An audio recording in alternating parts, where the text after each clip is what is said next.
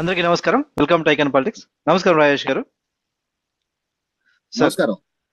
Sir, పోలీసులు police వ్యవస్థని పూర్తిగా ప్రక్షాళన చేయాలి చంద్రబాబు నాయుడు గారు వచ్చిన తర్వాత అనుకున్నాం. కానీ ఇప్పటి వరకు అటువైపుగా చర్యలు కనిపించట్లేదు. పైగా ఇప్పుడు కొత్తగా చూస్తుంటే పిన్నెల్లి రామకృష్ణారెడ్డి గారిని అరెస్ట్ చేసింది అది కూడా అప్పుడు తప్ప, ఇంకా ఆ తర్వాత అది కూడా ఆ రోజు కూడా ఆయన వెహికల్ తీసుకెళ్లారు అరెస్ట్ చేసినప్పుడు. ఇప్పుడు నెల్లూరు జైల్లో పెట్టిన తర్వాత ఆయనకు కావాల్సిన ములాఖతులు ఇస్తున్నారు. చంద్రబాబు నాయుడు గారు లాంటి వాళ్ళకి మాత్రమే మూడు ములాఖతులు ఇవ్వడానికి భయపడ్డారు. అంటే భయపడ్డారంటే ఏడ్చారు. ఇప్పుడు మాత్రం హ్యాపీగా కావాల్సిన ఇస్తున్నారు. పైగా చర్యలు ఏమాత్రం తీసుకోవట్లేదు మిగతా చోట్ల ఎక్కడైనా సరే. ఇంకో ఎగ్జాంపుల్ కోడుమూరు మాజీ ఎమ్మెల్యే జరదొడ్డి సుధాకర్ గారు. ఆయన అరెస్ట్ విషయంలో చాలా గోప్యత పాటించారు. అరెస్ట్ చేసిన తర్వాత కూడా ఈ సింపుల్ గా చేశారు. అసలు దారుణంగా ఉంది. అసలు పోలీస్ వ్యవస్థ అసలు ప్రక్షాళన ఎప్పుడు చేయబడుతుంది? మీ విశ్లేషణ చెప్పండి సార్. ఒకటి వాస్తవం ఏంటి అంటే, కూటమి ప్రభుత్వం అధికారంలోకి వచ్చిన తర్వాత పోలీసు వ్యవస్థని చక్కదిద్దే ప్రయత్నం చురుకు సాగుతుంది.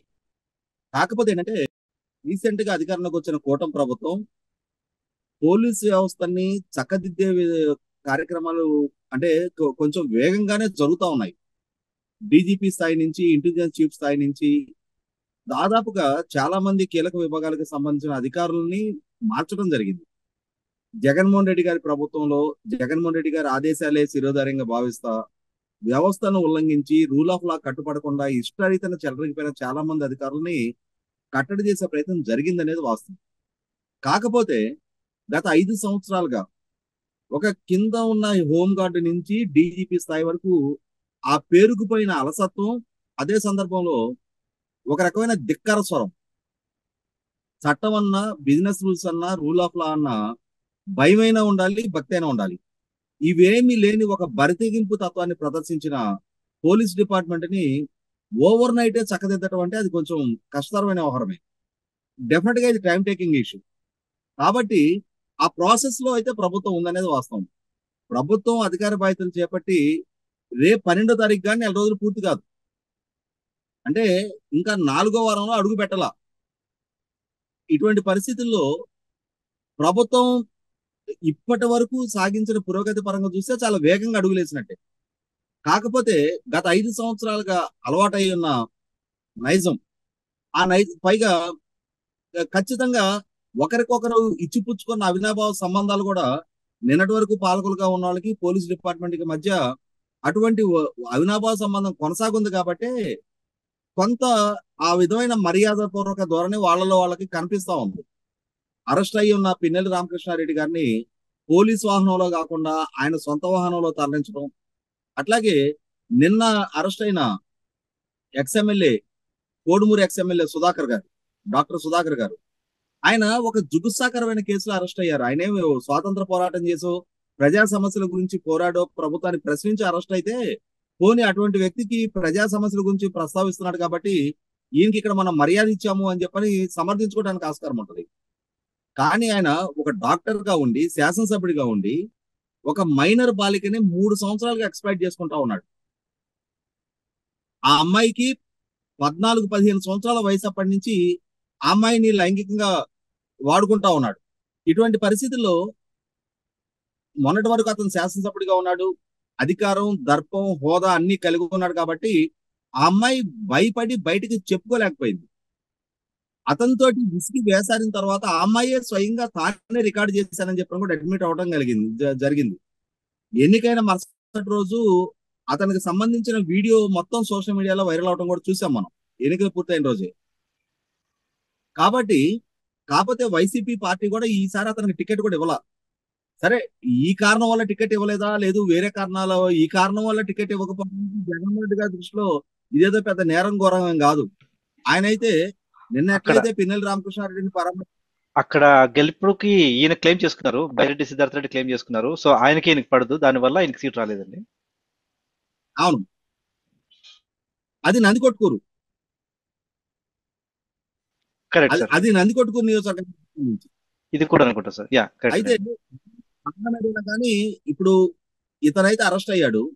కానీ అరెస్ట్ అయిన సందర్భంగా ఒక పోక్సో యాక్ట్ మీద అరెస్ట్ అయిన ఒక నిందితుడిగానే అతను పరిగణించాలి తప్ప, అతను ఏదో ఎక్స్ఎమ్మెల్యే కాబట్టి అని చెప్పని అతని మీద అవ్యాజమైన ప్రేమ కనపరిచి అతనికి సంబంధించిన అరెస్టు విషయంలో గోప్యత పాటించి అతనికి అడిషనల్ ప్రివిలేజెస్ కల్పించే ప్రయత్నం పోలీస్ డిపార్ట్మెంట్ మీద వైపు నుంచి జరిగింది అనేది 100కి 100 పోలీస్ డిపార్ట్మెంట్ లో పేరుకు ఉన్న పాత స్వామి భక్తికి పరాకాష్ఠగానే చెప్పుకోవాలి దాన్ని.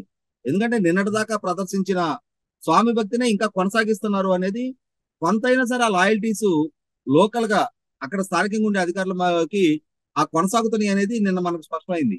ఇటువంటి నేపథ్యంలోనే రూట్ లెవెల్ నుంచి పోలీస్ డిపార్ట్మెంట్ ని సంస్కరించుకు రావాల్సిన అవసరం ఉన్న నేపథ్యంలో డెఫినెట్ గా ఇది కొంత టైం టేకింగ్ ఇష్యూ.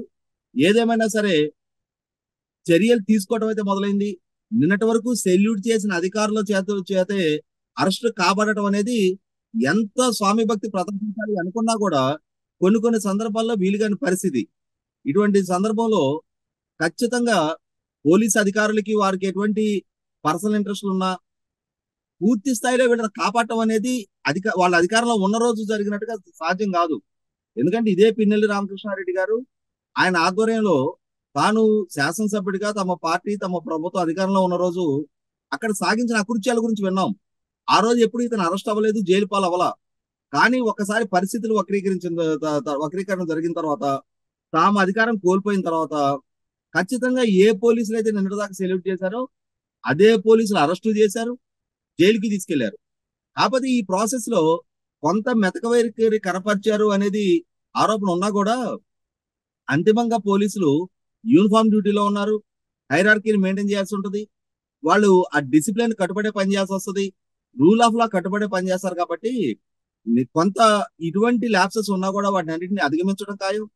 ఇవాళ కాకపోతే రేపటికైనా సరే అదే పోలీస్ డిపార్ట్మెంట్, మనం వేరే రాష్ట్రాల నుంచి వాళ్ళని ఇంపోర్ట్ చేసుకోలేం కదా, అదే పోలీస్ డిపార్ట్మెంట్ తోటి మనం పనిచేయించుకోవాల్సి ఉన్న నేపథ్యంలో ఖచ్చితంగా పరిస్థితులు చక్కబడతాయి అనేది వాస్తవం. ఎందుకంటే మనకి ఇంకొక ఆరోపణ కూడా వచ్చింది. నెల్లూరు సెంట్రల్ జైల్లో పిన్నెల్లి రామకృష్ణారెడ్డికి పరిమితికి మించిన ములాఖాతులకు అవకాశం కల్పిస్తున్నారు అని చెప్పని.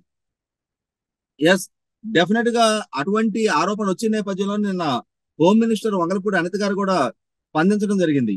ఇటువంటి ఆరోపణలు వస్తున్న నేపథ్యంలో ఆ ములాఖాతులకు సంబంధించిన పూర్తి వివరాలు తెప్పించుకుంటున్నాను, అటువంటి వెసులుబాటు అతనికి అన్ఈవెన్ అడ్వాంటేజ్ కనుక కల్పిస్తుంటే దాన్ని మేము చక్కదిద్దుతాము అని చెప్పని. ఇదేంటంటే బాలారిష్ట పరిస్థితి.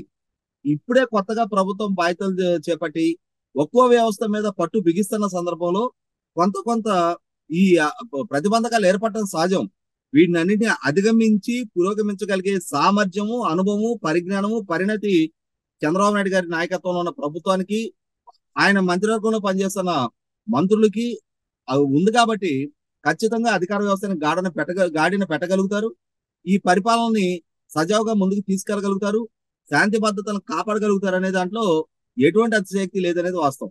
ధన్యవాదాలు సార్. ఖచ్చితంగా తొందరలోనే, ఎందుకంటే ఇప్పుడు హోమ్ మినిస్టర్ గారు కూడా దీని మీద ఫోకస్ చేశారు కాబట్టి ఖచ్చితంగా పోలీస్ వ్యవస్థలో మార్పు రావాలని, ఇంతకు ముందులా కాకుండా అధికార పార్టీ నాయకులకే అడుగులో చేయి వేయమని చెప్పడం లేదు కానీ, బట్ ఖచ్చితంగా ప్రజల వైపు నిలబడాలి, ఇలాంటి దుర్మార్గులకు మాత్రం సహకరించకుండా చూడాలని ఆశిద్దామండి. ధన్యవాదాలు సార్.